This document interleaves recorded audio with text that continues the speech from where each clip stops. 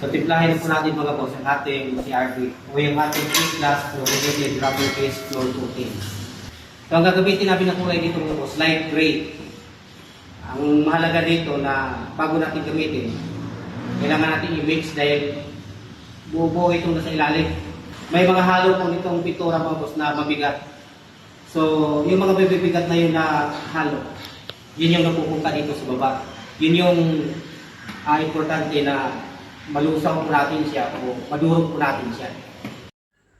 Ito po yung tamang gawin mga boss bago po tayo magpintura. So kailangan po talaga nating haluin yan lahat dahil nga ayon pa sa sinabi ko, may mga halo po ang pintura mga boss na medyo mabigat po.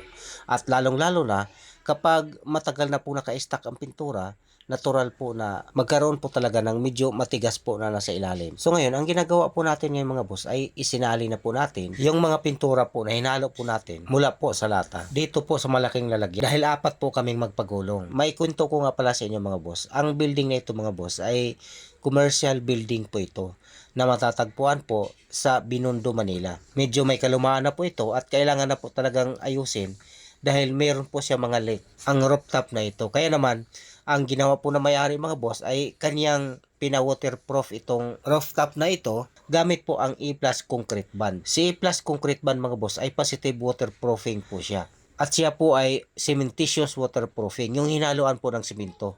Kaya lang, si E-Plus concrete band ay hindi po siya pang foot traffic. So, kailangan mo siyang itapping ng simento bago po i-tiles. Pero kung hindi naman i-tiles, ay pwede po ninyong pinturahan ng CRB. Gaya po ng ginamit ko, itong E-Plus chlorinated rubber base floor coating. Ang mahalaga mga boss, bago po natin i-apply ang pintura na ito, kailangan po nating linisin. Kagaya po ng ginawa ko po, na winalis ko po muna nang sa ganon, matanggal yung alikabok na nandito. Dahil alam nyo po, isa po sa kahinaan po ng pintura ay yung alikabok.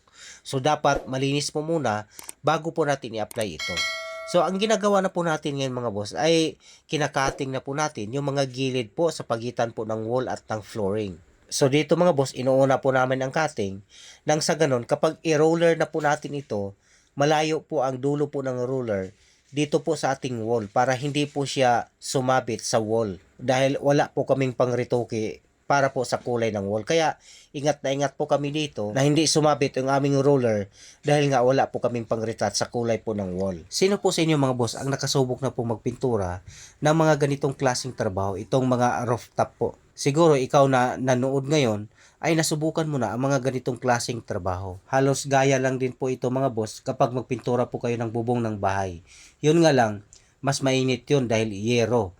Pero dito po sa ginawa po namin, mainit din naman po. Lalong-lalo na kapag nag-second coat na po dahil nandun na po yung pintura.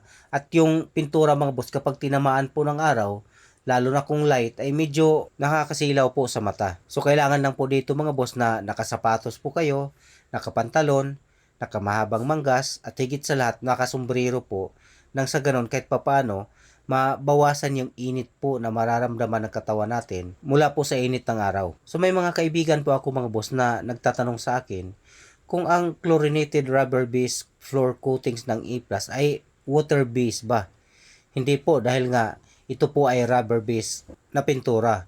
Meron po itong sariling reducer. So paano nga ba ito gamitin o paano ba ito timplahin? Itong E-Plus chlorinated rubber base floor coating. Ito po ay walang hiwalay na primer. Ito po mismo ang gagawin po nating primer. So paano po?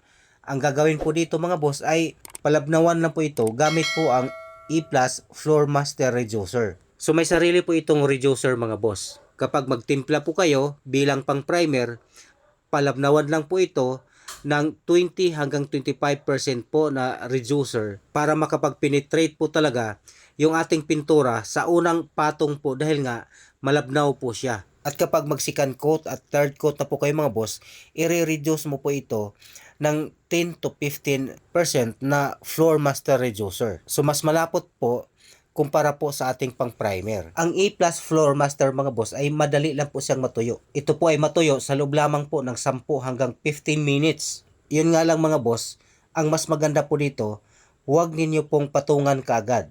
Mas maganda kung paabutin po ninyo ng 2 oras bago po ninyo lihain at patungan po ulit. So ang tanong po ngayon mga boss, ilang patong po ba dapat? ang may recommend ko po sino mga boss, 2 hanggang 3 patong. Mas maganda po kung maluwag po sa budget, mas maganda kung gawin po yung 4 na patong para mas matibay po siya. Naway nagustuhan po niyo mga boss ang aking kaunting binahaging video at huwag pong kalimutang i-like at i-share ang video na ito. Maraming salamat po.